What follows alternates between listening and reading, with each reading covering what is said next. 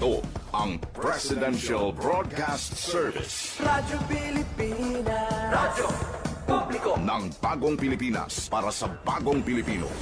Naghahatid ng mahahalagang balita at impormasyon na guugnay ng pamahalaan sa sambayanan.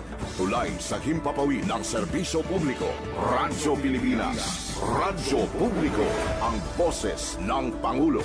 Sa Iloilo, Radyo Pilipinas. 585. Oras sa Radyo Pilipinas, Philippine Standard Time, alas 8:01 sa aga. Nagapangunang nga balita sa syudad, sa mga banwa, sa probinsya sa Iloilo, kag kaingon nga mga probinsya. Mga pananawon sa likod sang mga balita. Inyo mabatian sa Radyo Pilipinas Iloilo News. Mga balita nga magasugata sa inyo nga aga. Ginbantayan, ginsunod, gintipon sang Radyo Pilipinas Iloilo News Team. Gikan sa hulot balitaan. Diretso sa inyong palamatian. Yarian! Radyo Pilipinas Iloilo News!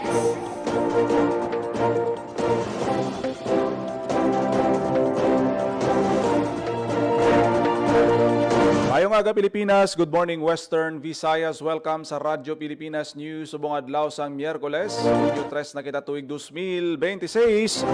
Ako ang inyo tagbalita, Jinel Baclay. Nagkaroon sa aton mga headline. DSWD Field Office 6 kag 4-piece beneficiary sa Iloilo City nagpakigbahin sa ginpatigayon nga Brigada Eskwela 2026. Sobra 11,000 ka mga tupad beneficiaries ginhire agud magbulig sa mga bulutuan sa paghanda sa pagbukas sang klase. 12.7 million pesos nga balor sang shabu na kumpiska sang ICPO sa bulan sang Mayo nga operasyon. 42 ka persons with disabilities nagbaton sang assistance gikan sa Iloilo City Government. Mga nagabaligya sa buga sa Western Visayas nagpabutyag sang kahandaan nga magsunod sa 50 pesos kada kilo nga price cap sa imported nga mga bugas. Pinakamotorista ginkalipay ang ginpatigayon nga big time rollback sa presyo sa produktong petrolyo kahapon.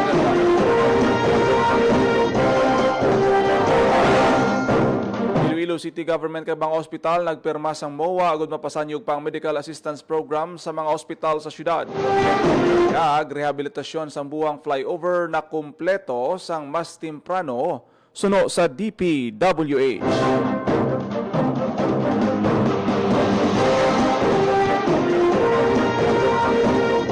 Oras sa Radyo Pilipinas, Philippine Standard Time, alas 8:04 sa aga kagkaron sa detalye sang mga balita lokal. Radyo Pilipinas News. Bahin ang personnel sa Department of Social Welfare and Development Field Office 6 kaupod mga benepisyaryo sang Pantawid Pamilyang Pilipino Program o 4P sa pagsugod sang Brigada Eskwela 2026 sa Iloilo City National High School kag Molo 1 Elementary School sa distrito sa Molo. Ginpahayag ni DSWD Field Office 6 Assistant Regional Director for Administration Bilen Gibosyon nga ang departamento tayuyon nga nagapakigupod sa mga eskwelahan sa pagpatuman sang Brigada Eskwela. Dugang pa niya nga may masobra siyam kagatos ka 4P student ang naka-enroll sa Iloilo City National High School. Para naman kay 4P's parent leader RJ Higako sa barangay Kasing-Kasing Molo, ginpakigbahin niya nga sa karon mayara siya sang duha ka bata nga naka-enroll sa nasambit nga bulutuan, isa sa grade 8 ug isa sa grade 9. Ginpahayag ni Higako nga aktibo siya nga nagapakigbahin sa tuigan nga clean up drive sa mga bulutuan agud suportahan ang kapareho nga mga ginikanan kag mga manunudlo sa paghanda sang hulot klasihan agud mapasiguro nga mangin limpyo ang eskwelahan, luwas kag hilway sa higko kag ang mga lugar nga ginapangitlugan sang lamok. Samtang sa kapareho man ni Higako, nagbuylog man ang ginikanan nga si Irene Oliga, isa sa mga parent leader sa Molo 1 Elementary School. Sa piyak sa maulanon nga panahon, kag masako nga schedule, nagatagsang tion si Oliga kag iman pa nga mga ginikanan agud magpakigbahin sa aktibidad kag magbulig sa mga kaupod nga benepisyaryo sang 4Ps sa pagpanglimpyo sang mga hulot klasihan. Radyo Pilipinas. Radyo Pilipinas News. Masobra 11,000 ka mga tupad beneficiaries ginhire agud magbulig sa mga bulutuan sa paghanda sa pagbukas ng klase. Radyo Pilipinas. Radyo Pilipinas. Detalye sa balita ni Marian Grace Erenieta. Nag-hire sa masobra sa 11,000 katulong panghanabuhan sa ating disadvantaged workers o kontupad ang Department of Labor and Employment o kung $6 kaupo ng Department of Education o kung DepEd agud magbulig sa paghanda sa pagbukas ng klase. Ginpayag sa $6 nga ang 11,762 nga tupad workers ginhire para mag-assist sa 650 ka pampubliko nga buluthuan sa rehiyon. Naglabot sa masobra sa 69 million pesos ang alokasyon para sa programa. Lakip sa alubrahon sa tupad workers ang campus clean-up, minor repairs, landscaping kag ibang pa nga maintenance works bilang pagsiguro nga matinlo kag angay para sa mga estudyante kag mga manunudlo ang eskwelahan sa pagbalik sang klase. Sa masobra 11,000 nga benepisyaryo, masobra sa 1,700 ang gikan sa Aklan, masobra sa 800 sa Antique, masobra sa 2,100 sa Capiz, masobra sa 300 sa Guimaras, kag masobra sa 6,700 sa Iloilo. Nag-umpisa sa pag-render sang obra ang mga benepisyaryo sang Mayo 19 kag magalawid tubtub Hunyo 26. Magabaton ang tag sa benepisyaryo sang 550 pesos nga adlawan nga sweldo. Ginpahayag ni 6 Regional Director Attorney Sixto Rodriguez Jr. nga nagapadayon ang departamento sa paghatag sa mga programa nga wala lang nagahatag sang emergency kag short-term employment kundi nagabulig man sa pagpreparar sa mga estudyante kag sang ilang mga pasilidad sa pagbukas sang klase. Ang programa nga kabahin sa Bagong Pilipinas Vision ni Presidente Ferdinand R. Marcos Jr. nga pabasgo ng educational system nagapakita sang kolaborasyon kag pag-ugdanay sang gobyerno nga nagasuporta sa kalidad nga edukasyon para sa tagsa ka Filipino learner. Para sa Bagong Pilipinas, Marian Grace Erenieta, Radyo Pilipinas, Radyo Publiko. Radyo Pilipinas. Radyo Pilipinas News. Padayon na masangkad nga operasyon sa Iloilo City Police Office agud mapapas ang problema sa illegal nga droga sa syudad sang Iloilo. Sa pinakaulihing nga datos sang ICPO sang Mayo 1 tubtob 31 naglabot sa 1.8 kilos sang shabu nga nagabalor 12.7 million pesos ang nakumpiska sang kapulisan. Nadakpa naman ang 69 ka mga durugista sa 61 ka anti-drug operations. 19 ang high-value target individuals o kon HVI, 50 naman ang ginakabig street-level individuals. Nagapanguna sa may pinakadako nga bulto nga nakumpiska ang Iloilo City Drug Enforcement Unit nga naglabot sa 7.3 million pesos kag naka-aresto sa ang pulo ka drug suspect. Suno kay ICPO Director Police Colonel Wilbert Parilla, ang nalabot sang kapulisan sa anti-illegal drug operations resulta sa mabaskog nga community partnership. Sa tagsa naman kay impormasyon na ginhatag sa PNP, dako nga bulig para madakpan ang mga drug suspects sa komunidad. Sa nalabot sang ICPO, nagapabiling na komitido ang kapulisan nga papaso ng problema sang illegal nga droga sa syudad sang Iloilo. Radyo Pilipinas. Radyo Pilipinas News. 42 ka persons with disabilities nagbaton sang assistance gikan sa Iloilo City Government. Radyo Pilipinas. Radyo Pilipinas Report. Sa detalye sang balita ni Emer Rose Santiago. Nakabaton sang financial assistance ang may 42 ka people with disability scholars gikan sa Iloilo City Government. Kada benepisyaryo makabaton sang tig 5,000 gikan sa Iloilo City Government pinaagi sa Persons with Disability Affairs Office o KONPIDAO. Sunod kay Iloilo City Mayor Raisa Treñas, proud siya sa mga PWD scholars nga nagapaninguha para sa ilang edukasyon kag mga handom bisan pa nga may mga pag-upang. Bilang alkalde, ginpayag niya nga gusto niya man nga mangin mas inclusive ang syudad kag mahatagan sang patas nga oportunidad ang tanan. Ginpayag niya nga ang ginpanagtag financial assistance para sa ikaduha nga semester agud mabuligan sila sa ilang nga educational needs kag mapadayon ang ilang nga mga pag-eskwela. Para sa Bagong Pilipinas, Emerson Segudo, Radyo Pilipinas, Radyo Publiko. Radyo Pilipinas. Radyo Pilipinas News. Nag-courtesy call si Office of the Civil Defense 6 Director Raul Fernandez kay Police Brigadier General Randolph Tuanyo, Acting Regional Director sang PRO6 na istoryahan sa duha ka opisyal nga pasang karon pa ang koordinasyon sang OCD kag PRO6 sa disaster preparedness, emergency response kag iban pa nga public safety concerns sa rehiyon. Katuyuan man sang meeting mas mapadasig kag mapabaskog pa ang pagbinuligay sang duha ka ahensya agud mapasiguro nga handa sa pagresponde sa anuman nga kalamidad o kung emerhensya sa Western Visayas. Radyo Pilipinas. Radyo Pilipinas News. Mga nagabaligya sang bugas sa Western Visayas nagpabutyag sang kahandaan nga magsunod sa 50 pesos kada kilo nga price cap sa imported nga mga bugas. Radyo Pilipinas. Radyo Sa Pilipinas. detalye sa balita ni JP Herbas. Pagpabutyag sa ilakandaan ng mga nagabaligya sa bugas sa Western Visayas nga magsunod sa 50 pesos kada kilo nga price cap para sa 5% broken imported rice. Ini kasunod sang mas ginpabasko nga paninguha sa Department of Agriculture Western Visayas nga masiguro nga epektibo nga nasunod ang Executive Order number 118 nga nagapatuman sa amo nga price cap sa nasabit nga imported nga bugas. Kaupo na mga tiglawasang nagkalilaing ahensya sa gobyerno, nagkadto si D. Western Visayas Regional Executive Director Dennis Arpia sa La Paz Market kag Haros Small Market sa Iloilo City. Agod personal nga mamamatian ang mga kabudlayan kag sentimento sa mga nagabligas sa bugas kag matumod kung mayara sang manipulasyon sa value chain. Sa giniwat nga konsultasyon, ginpataw man ni Arpia nga samtang ginatagan sa proteksyon ng mga konsumidor paagi sa mas barato nga bugas.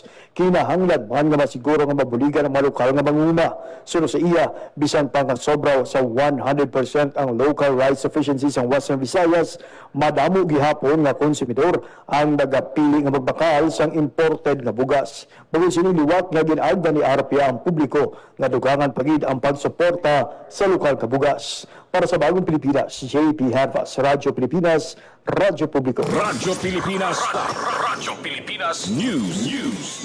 Ilang ka motorista ginkalipay ang big time rollback sa presyo sang produktong petrolyo nga ginpatuman kahapon nga adlaw.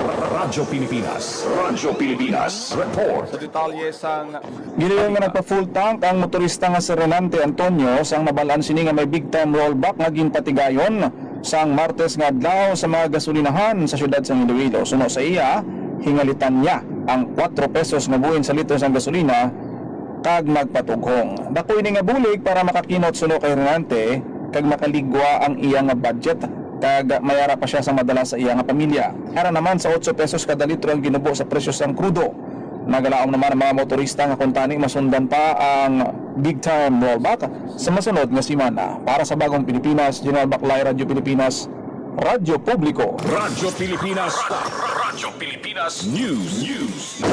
siyam ka mga pamatanon magapaindis-indis para mangin masunod nga SOGC Ambassador sang Iloilo City. Radyo Pilipinas. Radyo Pilipinas. Report. Detalye sang balita ni JP Herbas. Magapaindis-indis ang siyam kapamatanon gikan sa syudad kag probinsya sang Iloilo para mangin masunod nga SOGC Ambassador sang Iloilo City. Ini ginalakipan na Renzel Dyson, January Fulbuster, Wesley Diaz, MJ Baez, Dan Borse, Francisca Chua, Francis Palma, Ked Gallardo, kag Chris Lawrence Salinas. Kada isa ang nagpaambit sang ilang mga istorya kag advokasya, lakip diri ang pagpasanyog sa kampanya kontra diskriminasyon kag HIV/AIDS, pakinaas ang pagpapag-on sa edukasyon, ikayong lawas iban pang programa para sa karaydan sang bugos nga komunidad ilabi na sang LGBTQIA+.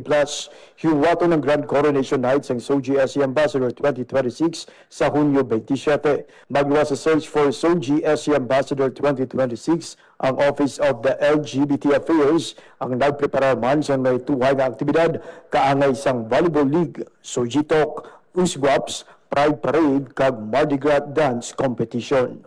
Para sa Bagong Pilipinas, JP Hervas, Radyo Pilipinas, Radyo Publiko. Radyo Pilipinas. Radyo Pilipinas News. Iloilo City Government kag mga ospital nagpirma sang Memorandum of Agreement agod mapasanyog pa ang Medical Assistance Program sa mga hospital sa syudad. Radyo Pilipinas. Radyo Pilipinas. Report. Sa detalye sa balita ni Emerose Santiago. Agud madamo pa nga Ilonggos ang mabuligan isa ka Memorandum of Agreement ukon mowa ang ginpirmahan sa tunga sang Iloilo City Government kag pulo ka mga ospital sa syudad sang Lunes.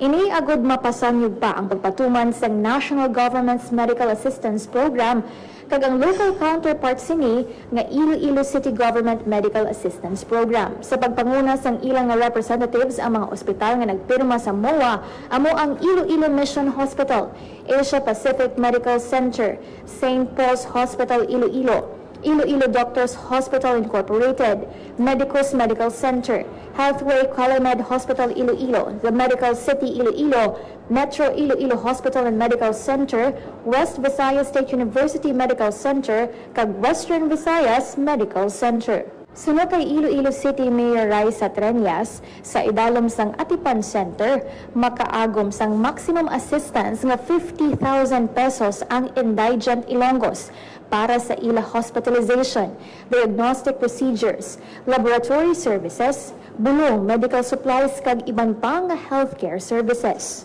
Gawas sa MOA signing ginunsar man sang Iloilo City Government ang haplos o kon health assistance sa pumuluyo, laboratory kag hospital services nga may tinutuyo nga mapalapit pa ang access sa healthcare sa kada Ilonggo. Para sa Bagong Pilipinas, Anderson Segudo, Radyo Pilipinas, Radyo Publiko. Radyo Pilipinas. Radyo Pilipinas News. Rehabilitasyon sang buhang flyover sa distrito Sangaro na kompleto sang mas temprano suno sa Department of Public Works and Highway. Radyo Pilipinas. Radyo Pilipinas. Report. Sa detalye sang balita. Nangin matalunsay ng pagbiyahe sa mga salakyan nga nagalabay sa buwang flyover sa buwang araw kasunod sa Madinalagon nga rehabilitasyon sang infrastruktura aging pakigbahin sa Department of Public Works and Highways nga 15 ka adlaw nga mas temprano nga natapos ang repair sang sapet sa sang target completion. Matandaan nga mismo si DPWH Chief Secretary Vince Dizon na makapila ka beses nga nag-inspeksyon sang ginpaidalom sa repair ang proyekto santo sa direktiba ni Presidente Ferdinand R. Marcos Jr. Enero tuig 2026 ang una iniging sikyar sang Tiglicom kag liwat ang ginbisitahan sa tong Abril 15 sang Abril 30 sa natapos ang repair mas temprano sang 15 ka adlaw sa target date sang completion. Bangod sini nangin masulhay na ang pagbiyahe sa motorista nga nagalabay sa area sa diin magluwas nga nabuhinan ang travel time mas makapasanyog man ini sang local economic connectivity. Para sa Bagong Pilipinas, Gino Baclay, Radyo Pilipinas, Radyo Publiko. Radyo Pilipinas. Radyo Pilipinas News. Arestado ang 3 ka mga drug suspects sa ginpatigayon nga buy-bust operation sa barangay Balantian, Balasan, Iloilo. Ang mga suspect ginkilala nga sanday alias Dodoy, 46 anyos, residente sang Istansya, Iloilo, kag primary target sang operasyon alias Juve, 25 anyos, live-in partner ni alias Dodoy, kag residente sang Dagupan City, Pangasinan, kag alias Berna, 18 anyos, kag residente sang Carles, Iloilo. Samtang gin-turnover naman ang 14 anyos nga minor de edad nga na-involved sa operasyon sa MSWDO sang Balasan.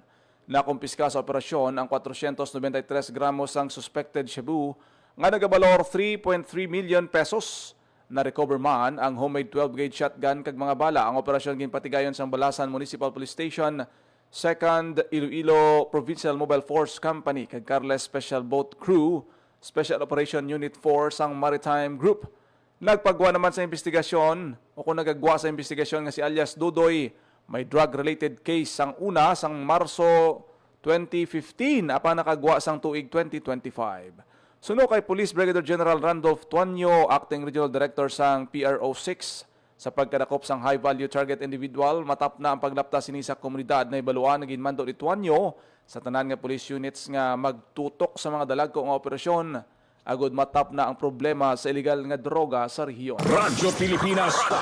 Radyo Pilipinas News. Formal na ginagawahan sang Iloilo Provincial Government ang Provincial Katungan Ecological Economic Park Walkway kaginlunsarang Center for Mangrove and Marine Biodiversity Conservation. Importante nga tikang para mapangapinan ang coastal ecosystems. Pagduso sang environmental research kapag pasangkad sang ihibalo sang publiko sa katungan kag marine resources. Ang ProKeep na hamtang sa nabitasan sa banwa sang Leganes kag may kalaparon nga pulo ka hektarya. Kabuylog sang Iloilo Pigenro sa proyekto ang Central Philippine University, Leganes LGU kag Zoological Society of London. Radyo Pilipinas. Radyo Pilipinas News. Sa iban pang balita, mainit naging baton sa Bacolod City Government ang mga teams nga nagsambuwa sa Asia Cup 2026 Siaba Qualifiers. Ang Bacolod City ang ginpili sang FIBA kag sang Samahang Basketball ng Pilipinas bilang host sa kompetisyon. Kabahin sang sambuwa sa inampang ang mga team nagikan sa Philippines, Singapore, Indonesia, Thailand kag Vietnam. Magasugod ang ila hinampang sang Martes o kun kahapon nga adlaw kag libre ini nga matanaw sang publiko. Radyo Pilipinas. Radyo Pilipinas News. Buksan sa Iloilo City Government sa publiko ikaapat nga mobile outdoor library sa Plaza Mandurriao sang Hunyo 1. Ang outdoor library ginatanyag sa mga libro kung nagatanyag sa mga libro nga pwede mabasa sa mga kabataan kag residente sang syudad. Idi na ikaapat nga mobile library nga ginbuksan sang Iloilo City Government. May mga outdoor libraries man sa Plaza Libertad, Molo Plaza, kag Haro Plaza. Enjoy naman ang mga kabataan nga nagupod sa pagbukas sang library. Parte lang ini sa mga inisyatibo sang city government nga padamuon pa ang public libraries agud maganyat ang mga kabataan nga magbasa kag magtuon. Natigayon ang pagtukod sang outdoor library sa buligman kag donasyon sang pamilya ong 5 kag sang staff gikan sa Technical Institute of Iloilo City nga mo naman na nagpanday sa mga pasilidad sa outdoor library. Radyo Pilipinas. Radyo Pilipinas News. DSWD NIR nagupod man sa pagsaulog sang Pride Month 2026. Radyo Pilipinas. Radyo Pilipinas. Sa balita ni Marian Grace Ereniel. Nag-upod sa pagsaulog sa Pride Month sininga bulan sang Hunyo ang Department of Social Welfare and Development Negros Island Region. Nagiwat sang kick-off celebration ang regional office ang Lunes, Hunyo 1 nga may tema nga makatao, makatarungan at inklusibo DSWD para sa lahat. Nagpatigbahin ang mga opisyales at empleyado sa Pride Walk matapos ang giniwat nga flag raising ceremony. May giniwat man nga programa kag launching sang Freedom and Support Wall nga nagahatag sa mga empleyado sang lugar nga magpabutyag sang ilang mensahe, solidarity kag commitment sa pagpatubo sang isa ka inklusibo nga palibot kung sa diin ang tanang ginahatagan sang bili kag ginatahod walay sapayan ang sexual nga orientasyon, identidad sang gender kag ekspresyon. Para sa Bagong Pilipinas, Marian Grace Aranyata, Radyo Pilipinas, Radyo Publiko. Radyo Pilipinas. Radyo Pilipinas News. Sa kanilang para mapabaskog pa ang literacy aga pag ang ginlunsar sa probinsya sang Iloilo sa tapos nga formal ginbuksan ang Best Basa Library Hub sa Leonora sa Lapantan National High School sa Banwa sang San Miguel. Kabahin ang proyekto sang bulig eskwela sa probinsya kon Best Province sang provincial government nga nagatuyo nga sabto na mga pagpanghangkat sa literacy kag numeracy sa mga estudyante. Ang bag-ong bukas nga pasilidad maga-serve naman nga learning resource ini lang sa Leonora sa Lapantan National High School amuman sa kaiping nga komunidad. Nagpain sang 1 million pesos para sa hub lakip na ang ICT equipment, learning materials, kag iban pa nga improvements para mas mangin epektibo ang pasilidad sa pagtuon sang mga estudyante. Radyo Pilipinas. Radyo Pilipinas News. Oras sa Radyo Pilipinas, Philippine Standard Time, alas 8:24 na sa. Radyo Pilipinas. Radyo Pilipinas. Kag inyo nabatian ang detalye sa mga panguna nga balita sa pagpangalagad sang Radyo Pilipinas News subong adlaw sang Miyerkules, Hunyo 3 tuig 2026. Sa dugang pangabalita kag impormasyon, please share, follow kag like sa aton nga Facebook page Radyo Pilipinas Iloilo kag Radyo Pilipinas Community Group. Ako na gid lamang inyo alagad ang inyo tagbalita, kada aga Junel Baclay. Mayong aga Pilipinas, God bless Iloilo.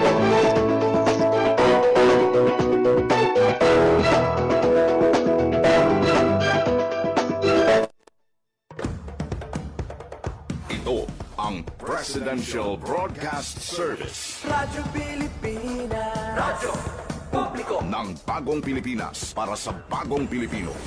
Naghahatid ng mahahalagang balita at impormasyon na guugnay ng pamahalaan sa sambayanan. Tulay sa himpapawid ng serbisyo publiko. Radyo Pilipinas. Radyo Publiko. Ang boses ng Pangulo. Sa Iloilo, Radyo Pilipinas. 585 AM.